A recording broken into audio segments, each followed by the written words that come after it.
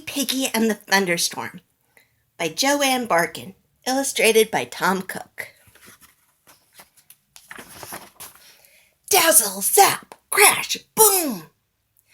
Outside the Muppet Baby nursery, lightning flashed and thunder rolled through the sky. The clouds were as dense and dark as ink. The rain came down hard and fast, pounding against the window. "It sure is raining cats and dogs," said Kermit. "Cats and dogs?" Baby Piggy disagreed. "It's not raining cats and dogs. It's raining rain. Buckets and tubs and oceans full of rain." Piggy shivered and snuggled deeper into her armchair. She didn't like thunderstorms at all. "It might rain so long that it rains right into the nursery," worried Piggy. "That won't happen," answered Kermit. "It's just a summer storm. They never last too long." But Piggy put up her pink striped umbrella, just in case. "This storm is too scary for me," Piggy shivered. "Don't worry," said Kermit. "You're safe as long as you're inside." But Piggy put on her raincoat and rain hat and hid behind the chair, just in case. Kermit tried again to help. "Nanny told me all about thunderstorms," he explained. "Lightning is electricity. It heats up the air, and that makes thunder." "I'm still worried," insisted Piggy. Then she gathered up her 2 favorite dresses, a warm sweater, some raisin cookies left over from lunch, and packed them in her waterproof suitcase, just in case. "Try to be patient," suggested Kermit. "You just have to wait for some things to end." Piggy nodded. She heard Kermit, but she went on wiggling herself as far as she could underneath the bed, just in case. A moment later, a long streak of lightning pierced the sky, and a great thunderclap shook the nursery. Piggy squeezed her eyes shut. When she opened her eyes, Piggy was looking up at a large dog holding a baton. "Welcome to World Storm Headquarters," said the dog. "I'm the Great Rain Dane. Right here behind me are the Thunderclap Cats and the Lightning Pups." "Thunderclap Cats and Lightning Pups?" thought Piggy. "They must be the ones who are making it rain cats and dogs." Before she could utter a word, the Great Rain Dane spoke again. "You'll have to excuse us," he said politely. "We're in the middle of a storm right now. Why don't you sit down and enjoy the show?" The Rain Dane signaled to the cats and pups with his baton. Dazzle, zap! The lightning pups bounced their beams across the sky. Crash, boom! The thunderclap cats used their cymbals to make the thunder roll. And when the Great Rain Dane tapped his foot, the rain came down even faster. As Piggy took her seat, the lightning pups were beginning a short solo. Piggy was feeling a little hungry, as well as worried, so she ate her leftover raisin cookies and then glanced around for a refreshment stand. But there was nothing in sight. "Oh dear," Piggy sighed as she watched the band play. "They're really having fun.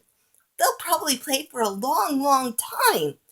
They'll probably play so long that everything in the nursery will get damp and soggy, especially the food in the kitchen. Then there will be no crispy toast and crunchy cereal for breakfast. It will probably rain so long that when lunchtime comes around, there will be no more picnic lunches. All the picnic baskets will have floated out to sea, and that means all the peanut butter sandwiches and cupcakes will have floated away too. Dinner will be very, very late because Nanny will have to swim while she prepares it. Oh no! Does Nanny know how to swim? When it's time to go to bed, we'll probably have to sleep on rubber rafts and wear waterproof pajamas. And how will we be able to eat our bedtime snack?"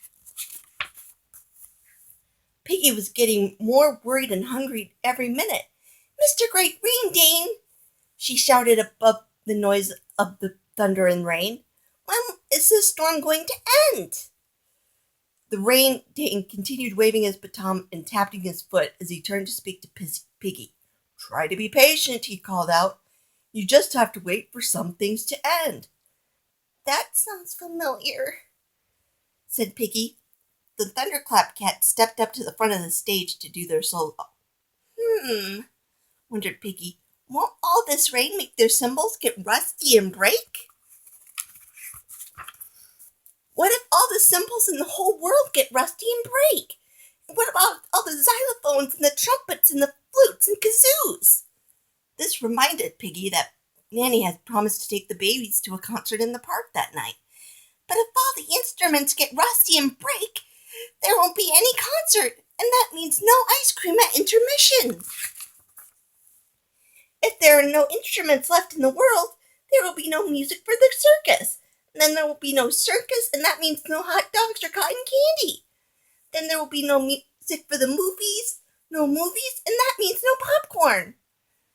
And there won't even be music for the skating rink.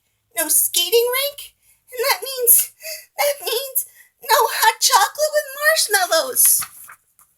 Piggy jumped up. Mr. Great Rain Dane, stop right now. If you keep playing, everything will get rusty. There will be no music, no fun things to do, and nothing to eat. The Great Rain Dane shook his head. Don't worry, that won't happen. The cats and pups and I love to play up a storm, but we know when to end the show. Listen. The Great Rain Dane was right. The boom of the cymbals was growing faint. The flashing lights dimmed. The pounding rain became a light patter and then stopped. One by one, the cats and pups sat down to rest. It was very quiet. You see, whispered the Great Rain Dane, you just have to wait. I know. You just have to wait for some things to end, repeated Piggy as she opened her eyes. Baby Kermit was pointing to the nursery window. Look, the sun's out, he said. Now would you like me to finish explaining what makes thunderstorms happen? Oh, I would just love to hear all about it, replied Piggy sweetly, but some other time. Right now, let's go outside and play. The storm had left a large puddle in the middle of the garden. Piggy and Kermit decided to go sailing. As she leaned back in her deck chair and sipped a big glass of lemonade, Piggy smiled. Thunderstorms weren't so bad after all, as long as you stayed dry. The end.